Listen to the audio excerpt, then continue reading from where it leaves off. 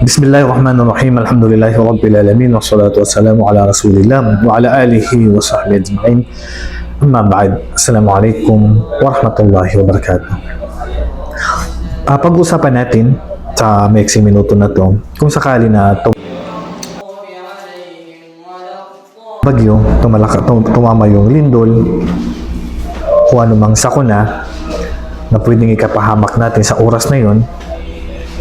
Halimbawa, habang ikaw ay nagsasagawa ng sala, ay biglang lumindol. So, itutuloy ko ba? Ay may nalulunod at kailangan ng iligtas. Tatapusin ko muna yung sala bago ko iligtas yun.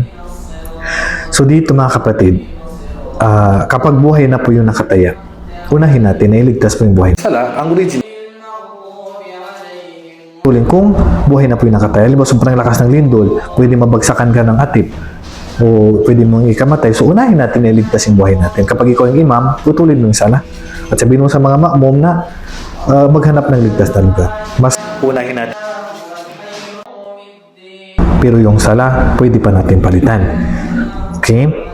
So, hindi tayo inutusan ng Islam na mag-suicide. Kung alam natin na ikakapahamak natin, unahin natin ang buhay natin, then palitan na lang po natin yung sala.